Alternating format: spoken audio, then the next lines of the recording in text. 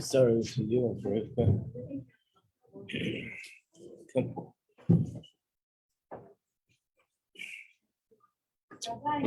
yeah. Why what?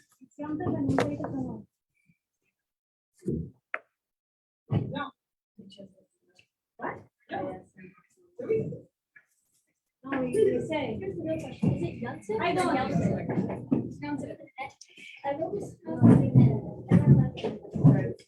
Generally speaking, even though a birthday is a very special day, but in halacha it's not considered a day that because we don't say tachon.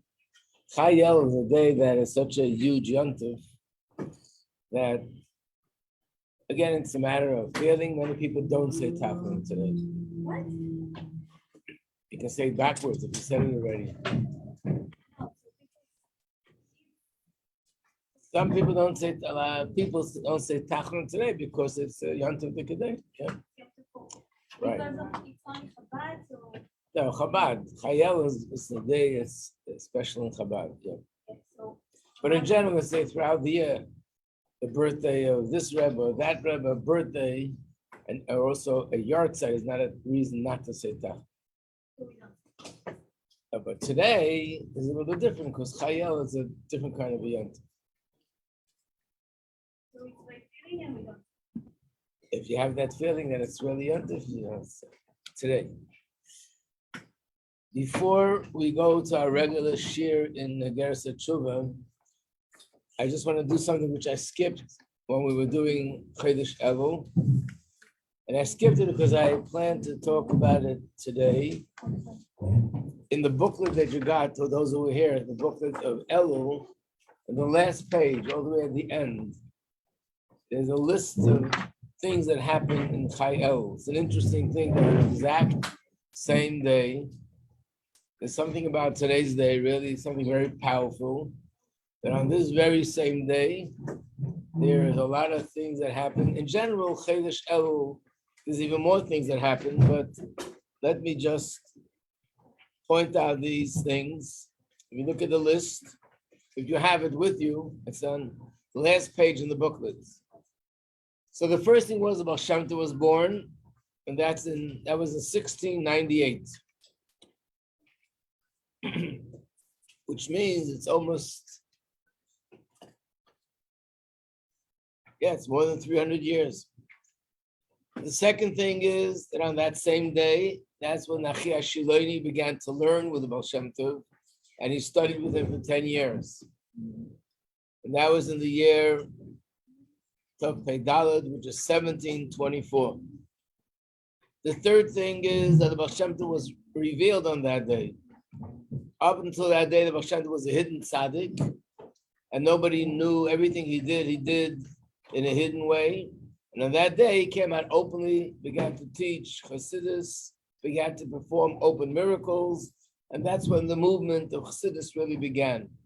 Chai Elul, 1734. The Alter Rebbe's parents got married out. They asked the Baal Shem Tov, as a Chassid would ask, about their wedding, to give his bracha, his consent. He said he gives his consent, providing that they get married on Chayel. So they got married on Chayel. The Alter Rebbe was born on Chayel. The Alter Rebbe lived in a city called Lozhna. And after that, because of a reason, he was arrested. He had to move to a different city called Ladi. And then was the war that broke out between Napoleon and the Tsar. And the Alter Rebbe fled from his city, not to be under Napoleon's rule. And he was nostalgic during those travels. He never settled in a new city. The Mittel Rebbe was the next Rebbe, and he looked for a new place where to settle, and he was the one that settled in the city of Lubavitch. When was the day that he came into Lubavitch and established the headquarters of Chabad in Lubavitch? Was also Chayel, 1813. Yeshivas Temchet Mimim was established on Chayel. I know some people think it's confusing, but we had this in a Yom Yom. The 15th of Elul, he announced that he's making this yeshiva. It was something revolutionary, that Bochrim should be learning Chassidus. In those days, it was 4 hours a day. The Seder was they learned 2 hours Chassidus in the morning, then they davened. Then after that, they learned Gemara for 7 straight hours. And after that, 2 hours Chassidus at night. Up until that time, Bochrim did not study Chassidus. I'm talking about girls. Bochrim, like the guys in 770, did not study Chassidus. It was something only for married men who were much more responsible and mature. Bochrim studied a little bit of Tanya and a mimer maybe once in a blue moon. But here, the Rebbe Rashab did something revolutionary, that the Bochrim started to study Chassidus on a regular basis. Another thing that happened, even though it was not the exact same day, but nevertheless, it was definitely connected to Chayel. It was the Friedrich Rebbe came to America in 1940, and they needed a place where to settle. And the Friedrich Rebbe at the end chose 770. What day was it? Hates Elul. The Rebbe put down the cornerstone to rebuild 770, even though you might look at, oh, it's technical, building a building. But if you learn the Sikha based Rabbeinu Sheba Babel, the Rebbe explains that the whole process of rebuilding 770 is part of a process of preparing for the rebuilding of the third Beis Hamikdash. But you have to learn the Sikha to understand it. So when was that? That was yesterday, Yud Zayin Elul. Tanya. What could be more basic, more fundamental, more central than Tanya? When was the Tanya printed? Yitzhak Kislev. But there's something that happened before that. The Alter Rebbe did not want to print the Tanya. So in those days, the Tanya, it was in written form, and there were people who used to write and rewrite and make copies of written, but not printed. And that's why most of the Maimorim everything came out that way. And then they began to notice that there are mistakes in the copies. And some of the mistakes were very serious mistakes, which means sometimes there's a mistake, you're missing a letter. Sometimes with the mistake, the whole meaning changes, and the meaning could be the opposite of what the Alter Rebbe meant to say. It could mean something which goes against Torah. So the Hasidim began to suspect that the people from the opposition are actually intentionally distorting what's written in Tanya. Take copies, rewrite them when it's written. You can do that. And change a word, take out a letter or put in a letter. And as a result of that, the whole meaning changes. And in that way, discredit the Alter Rebbe's Sefer of Tanya. But it wasn't 100% sure. One time, two of the Alter Rebbe's biggest chassidim, one was called Reb Pinchas Reizes, and the other one was called Rabbi Yamin Kletzker. They were at a fair. They were both businessmen, big chassidim, but businessmen, and they were at a fair. And by that fair, they saw someone selling copies of Tanya. And by the way, the Lubavitcher Hasidim and Lithuanian Jews looked alike, spoke the same Yiddish. Polish Jews speak a little bit of a different kind of Yiddish. But the Lithuanian Jews and the Lubavitcher all spoke the same, and they looked the same. So therefore, you couldn't tell. They thought initially, oh, this is a Lubavitcher Chassid that decided to publicize the Alter Rebbe's Tanya. Great. So they went and they bought a copy. When they started to read it, they noticed some mistakes. And they went over, had a conversation with this person, but they pretended that they were part of the Lithuanian camp. And then he shared with them where he put in those intentional distortions. And he says, I have 600 copies. I'm going to spread it out here. And that will surely help to discredit the Alter Rebbe. So what did they do? They said to him, listen, we have a lot of connections here. You'll never get it to the places we can get it. We'll buy off all 600 from you. and we'll get it out better than you. So he was happy. He's going to get out. He doesn't have to stand there and sell it. And on the other hand, he has all the money that he invested. They bought all the copies from him. Of course, they didn't give it out. They brought it back to the Alter Rebbe, and they showed the Alter Rebbe. Here was clear. We heard it from the person himself that actually put in those mistakes, which are not mistakes but intentional distortion. And then the Alter Rebbe agreed to print the Tanya, but he said on one condition, that I'll also have the consent of two tzaddikim. One is called Reb Zusha of Anapala, and one was called Reb Yehuda Lev HaKohen. These are two students of the Maggid. And if they agree, then I'll print it. So these two tzaddikim, they were given the manuscripts. They both not only agreed, they were very excited about it, and they wrote their consent, which is in fact printed in the Tanya. In fact, it's also part of our Chitas learning. We learn it when we start Tanya. We learn that before we even begin Tanya. But if you look at their consent in your Tanyas, you'll take a look at the date on the bottom. It's Parshas Kisaved. Which Parsha is this week? Kisaved. It means that the initial green light to go print the Tanya came in this week, and maybe even on Chayel. In those days, Chayel was not a known date. It was because they didn't celebrate birthdays. That was sort of a hidden thing. So basically, this is what Chayel, some of the specific, the significant dates of Chayel. Then there's one more thing which I want to mention, and that is that from today to Rosh Hashanah, there are 12 days. And it says in the Sichos, I think this maybe also from the Baal Shem Tov, that every day corresponds to a month. Means today, we can correct anything that needed correction from last year, Tishrei. If you still remember what happened. Tomorrow, we can correct anything that needs correction from last year, Cheshvan. The day after, we can correct everything that we need to be corrected from last year, Kislev. So basically, it's a bargain. The Eibush is giving us an incredible bargain.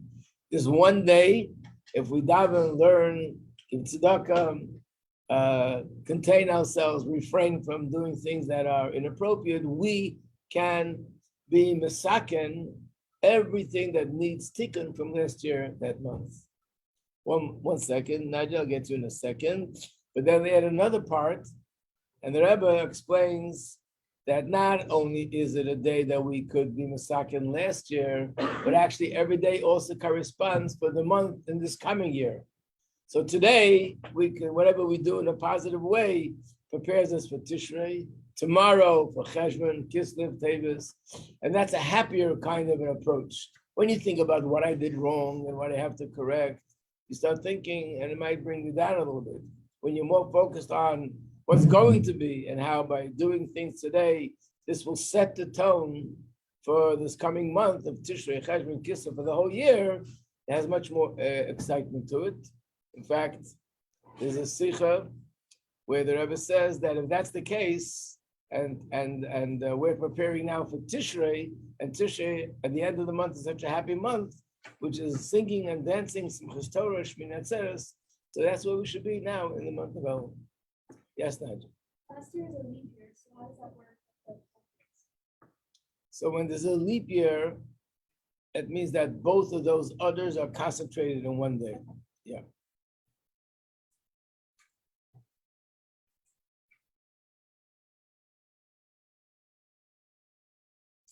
Okay, now we'll go back to Tanya Perek Daled, the fourth chapter in Iggeres haTeshuva, and we are on page 1039, I think,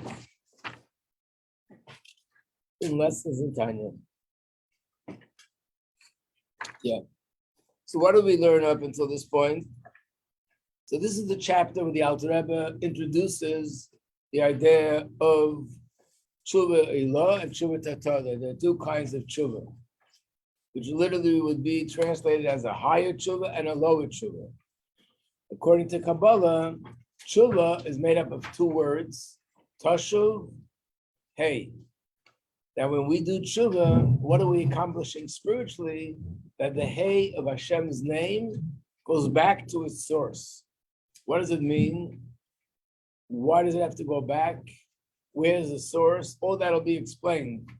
But because of that, we understand that there are two heys in Hashem's name. There's the first one and there's the second one. So the higher level of tshuva is about the first hey returning to its source. The lower level of tshuva is about the second hey returning to its source. And that's what he's soon going to explain. But in order to understand this, he starts off with an introduction. And the introduction is to understand what is the difference between Yidden and the rest of the creation. Then a reference to Yidden says, we're part of Hashem. And not only Hashem, but the name that's used is the name of Hashem, what's the higher name, Yud Kei Vav Kei. It's a pasuk in Chumash, in Parshas Hazinu, Ki Chelik Havaya Amen. So he explains it in the following way. Even though everything comes from Hashem, so everything has Hashem's life force and energy invested in it, but the difference is, like the difference between speaking and blowing. When it comes to the entire creation, it says Hashem spoke. Asar Maimaras. They said, let there be heaven, let there be earth, let there be animals, let there be the sun and the moon, and all these things were words that he spoke. And with these words, the world and everything in it was created. The only exception is Adam, where it says Hashem blew a breath of life into him, and that's the neshama, and that's where our neshama comes from.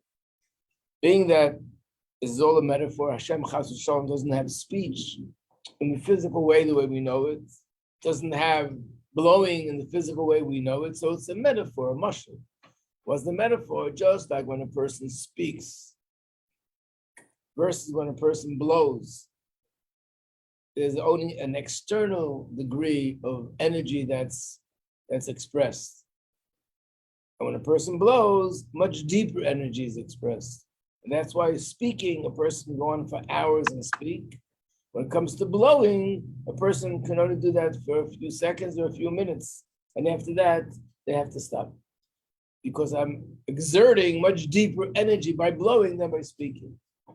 What's the nimshal with Hashem? And when Hashem created the whole universe, everything in the universe, relatively speaking, comes from Hashem's speech, which is an external level in the spiritual realm.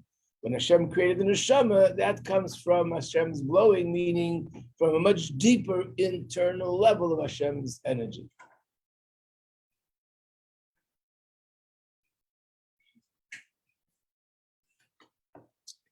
So we should start with the top of page 1040, but let's just go back to the bottom of the previous page. So it's 1039 in Lessons in Tanya.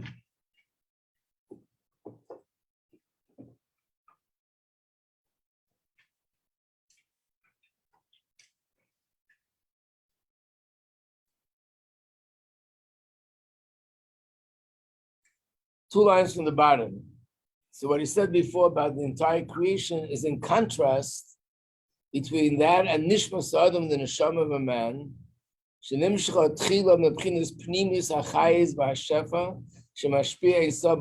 neshama is derived from the most innermost dimension of Hashem's life force, and that flows from Hashem, who's infinite, like it says, and he blew. That's the mashal of blowing. Page 1040. And from there, that life force descends. It goes through many levels. Each level is more concealing than the preceding level. In other words, didn't the Eibush to speak when he created man? It says, Nasa Adam, let us make man. That's also speech. That's why it says, no, initially Hashem blew. And then from the blowing, in other words, initially the neshama came from Hashem's innermost dimension. And then from there it evolved, came to the level of speech, and that was ultimately invested in the guf. Because the other level is still too high and too abstract to be invested in the guf. to be invested in the physical world. So the ultimate source of the neshama is from the blowing, from Hashem's innermost dimension. Because so this is also the difference. The reason why it talks about angels is because they're the highest entities in creation. So of course it means the whole creation, but he's pointing out even the angels that are higher than anything else that exists in the world, they still come from Hashem, from that name which is called Elokim. And we come from the name of Hashem, which is Havaya. Let's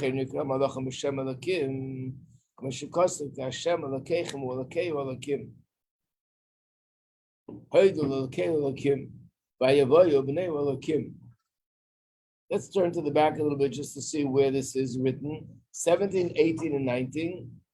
And maybe some of you even had the question when you said those words. It's in davening. First page 17, that's a pasuk in Chumash. Which page? Page 17 in the booklet. It's a pasuk in Chumash, Pashas Eikev, Perek Yud, chapter 10, pasuk Yud Zayin, 17.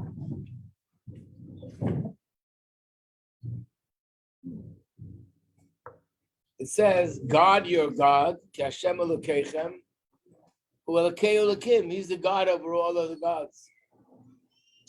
Now, you see in the English, they write, he's the God over judges. But literally, the word Elokim means God. As if to say he's the God over all the gods. There are no other gods. This is just some imagination that idol worshippers have, but there is no other God. So how does it make sense to say he's the God of all the gods? Look at page 18, another pasuk. This is from Tillim, but we say this in davening. Hoidu l'lokei Elokim. We praise Hashem, who is the God of all the gods. There are no other gods. And the third example is in pasuk 19. Vayhi hayoim, vayavoyu bnei Elokim l'siatzev al Hashem.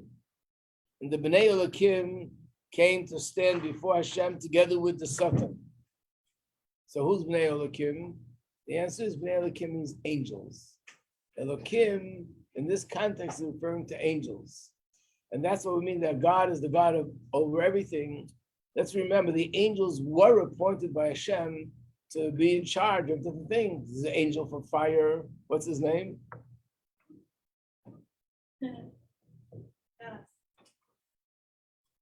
Gabriel.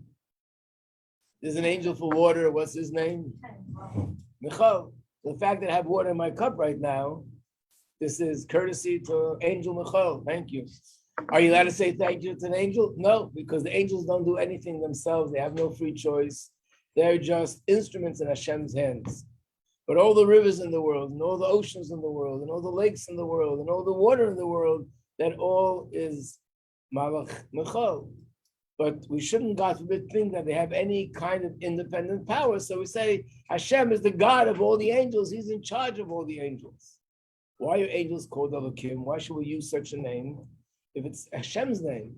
The answer is, it means angels come from Hashem, but which name? From the name Elokim. Our neshama comes from Hashem, but which name? Yud Kei Vav Kei. And what is the difference between the two names of Hashem?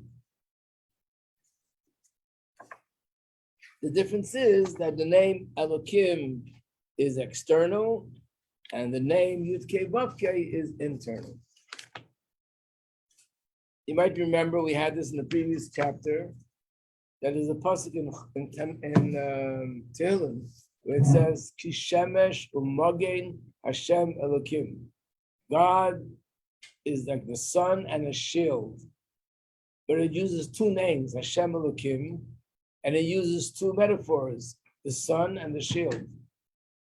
So the Alter Rebbe explains in Tanya that the name Havaya is like the sun, and the name Elokim is like the shield. What does that mean?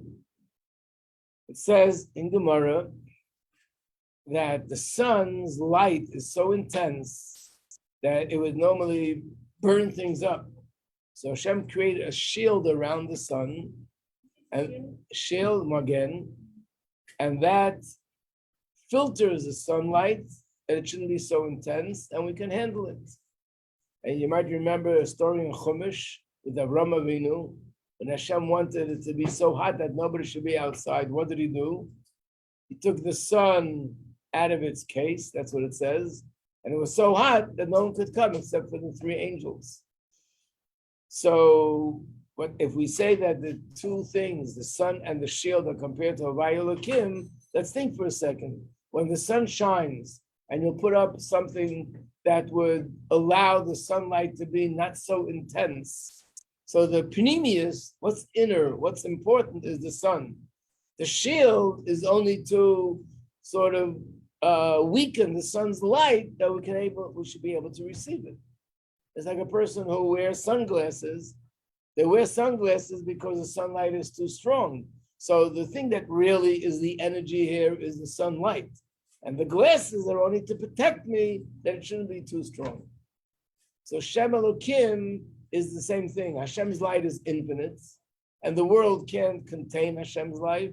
So he shines his light, which is from Shem Havaya, through Shem Elokim, which is Gevura, which is Tzimtzum, and that allows the light of Hashem that's infinite to be drawn into this world. So that's why the Malachim are called Elokim. Let's see the words inside. Because they derive their nurture from the external aspect of godliness, and the external aspect of godliness is B'chinas Oisis and Shem Elokim, which is Chitzonius the Hashem Havaya Baruch Hu. What does Oisius mean? Oisius means letters. How did that come into the picture? Again, using this analogy of speech, Hashem created the world when he spoke. When a person speaks, there's also Pneumius and Chitzonius. Pneumius means the inner dimension, Chitzonius is the outer dimension. So when a person speaks, the outer dimension are the words. The inner dimension is the meaning to the words, or the feeling that comes through the words. So for example, the child, maybe you go to many homes and you hear children singing Tanya by heart. They have no clue what they're saying, but they're saying something very deep, something that years ago the greatest Torah scholars didn't have access to study it, but they're saying the words. Or if you're saying words from davening, these are words that were composed by Nevi'im, by Anshe Knesset Agdela. There's tremendous, infinite depth in these words, but the person who's saying it has the words, but doesn't have what's inside these words. So what's inside the words is the content, and the words themselves are just a container. It's a conduit. And the same as when we speak. When you speak to another person, you're either communicating something intellectual, or you're communicating something emotional, a feeling. So the words are chitzonius. That's just the vehicle of communication. And the feeling or the thought, the question, the answer, or the feeling that I want the other person to feel, that is the content, that's the pneumius. So another way that to describe this difference is that the angels and the rest of creation come from the words that Hashem spoke. The neshama comes from the light that's in the words.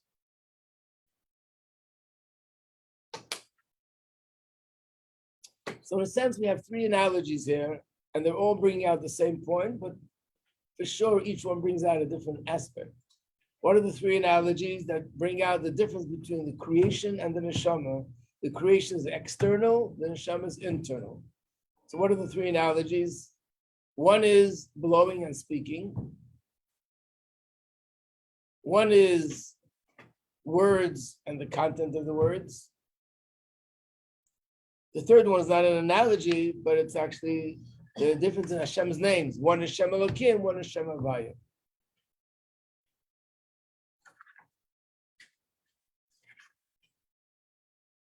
Yes. Which word? Etzem? No. Actually, etzem is a third thing. Pnimis means inner. Chitzonius means external.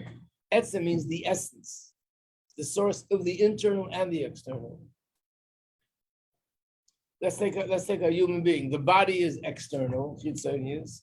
The neshama is panemius, but the neshama has many different faculties and aspects. The essence of the neshama, that's the etzem. So the etzem is like the panemius of the panemius.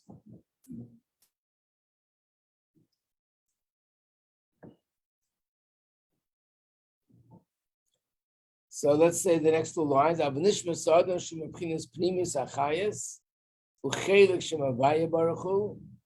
neshama that is connected to Shem Havaya. Everything else is connected to Shem Elokim.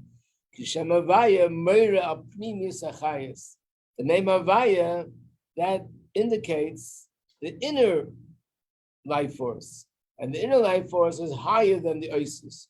Just like you can begin to compare words to the feeling or the thought or the intelligence that's in the words. How could you compare? That's how you can't compare Shem Elokim to Shem Havaya. You can't compare the words where the angels come from and the life force in the words, which is where the neshama comes from. Now that he said this, he's going to show, the Alter Rebbe in this part of Tanya is now going to show that as a result of that, the neshama itself is sort of personifies or reflects the name Havaya.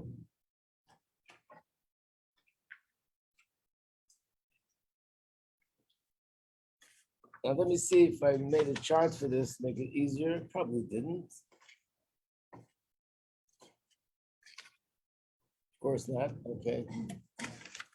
Shem Havaya is 4 letters, Yud K Vav K. But the 4 letters really correspond to the 10 spheres. Anyone remember from other places? You want to help me out? How the 4 letters correspond to the 10 spheres? Yud is which sphere? K is which sphere?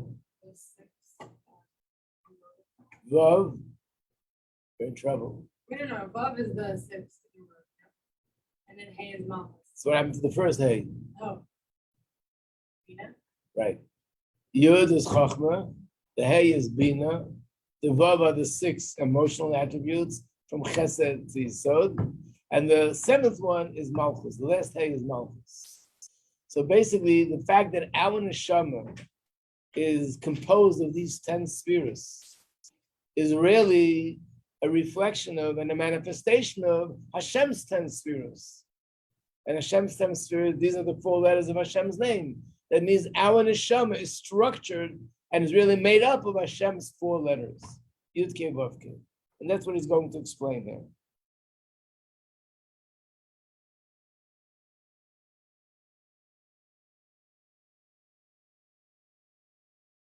Now, the truth is, there's a lot of depth to this, and part of this is explained in the 2nd volume of Tanya, called Shayich V'Amuna. Yeah. The second Hey is Malchus. Yeah. And the second Hey is also like Teshuvah. Yeah. And both, so then is Tshuva related to like Bina and Malchus? Right. Right. So also both of them are like the more feminine than Which one? Bina and Malchus. Are So both. then is something about Tshuva like more feminine?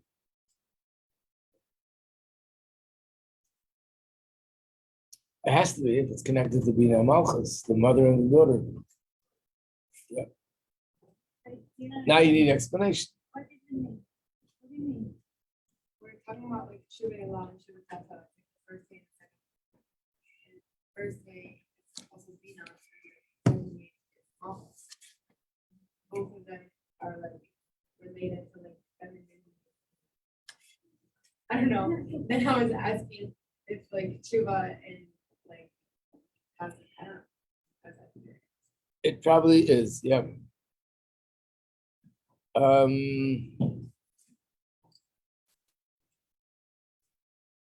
It's interesting that the first school that was ever established probably for women in the process of tshuva is named after Rabbi Tzachana, mother, a woman. And okay, that's another thing. We'll have to learn about that later, how it's connected to Vav Tishrei. let's stop before we get lost. We'll end up in Honolulu. Let's just stick where we are. So now we're going to explain how the neshama is a manifestation of Shem Havaya, and that's why the neshama has these. So this is the reason, by the way, why in Torah there are, of course, a lot of things that are connected to number 10, but then there are other things that are connected to number 4. The number 4 is because it corresponds to the 4 letters of Hashem's name. But in essence, the 4 letters of Hashem's name, they represent all the 10 spheres. So for example, in the Midbar, the Jewish people traveled in 4 groups. We had that in the Parsha during the summer. They had banners, they had groups. Each group consisted of 3 shvatim. Remember that part? And that's how they traveled. Broke up in 4 groups. What's the 4 groups? The same thing. It really corresponds to the 4 letters of Hashem's name, which also corresponds to the 10 spheres. In fact, each group had 3 shvatim with them. So 4 times 3 is 12. It says in the Zohar, it's like the person's body. Even the body is in some way, reflection of Shem Havaya. The body has a right hand and a left hand, a right leg and a left leg. And each of these organs has 3 parts to it. In the hand, there's the wrist. Then there's from the wrist to the elbow, from the elbow to the shoulder. Same on the left hand, same on the right leg, and same on the left leg. So that's why they had 4 camps, 4 groups. Each group consisted of 3, and it all corresponds to the whole union of the spheres and Shem Havaya and so on. So, Keneda Maimer Eliyahu. It's known in the famous words which Eliyahu Navi said. So, if you can turn for a moment to page 20. No, yes, page 20. So page 20 is a copy from the Siddur. And the men say this every Friday afternoon before davening mincha. Only then, only before Shabbos, before davening mincha. And what is it? It's a piece that was taken out of the Zohar. It's interesting because Zohar was something which no one even went near it years ago. And then came a point where the words of the Zohar were incorporated in the Siddur, which everybody holds in their hands and everybody looks at. But this starts off with the words Pasach Eliyahu because the one who said these words was Eliyahu Navi. And Reb Shimon Bar Yochai incorporated it into his Zohar. And this is the source where it talks about the idea of the 10 spheres. So if you look at the top where it's underlined, I didn't underline the English, it's a mistake, but obviously it's the lines in English correspond to the Hebrew. And what it says is, this is Aramaic, it's pure Aramaic.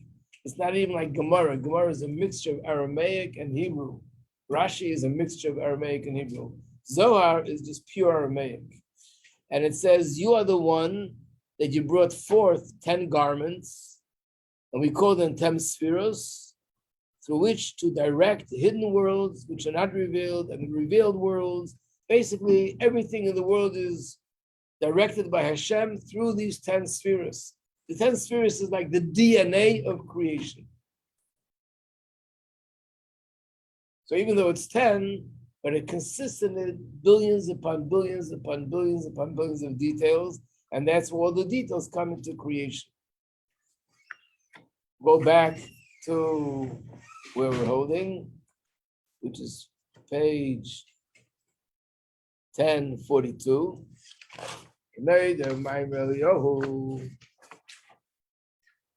Antu da pikas aser tikunim, you're the one that you brought forth 10 tikkunim. So we see it's called tikkunim. There are a lot of Maimarim that explain why is it called tikkunim, why is it called garments, but we call it Esa spheres.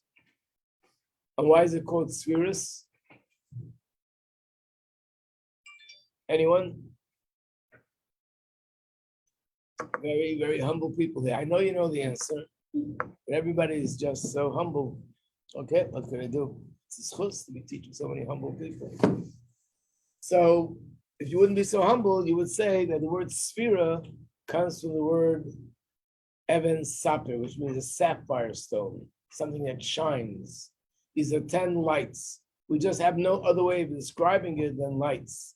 Nevertheless, there are maimarim upon maimarim upon maimarim that explain how light is one of the most accurate or analogies to understand the energy that Hashem gives forth, why it's compared to light in so many different ways.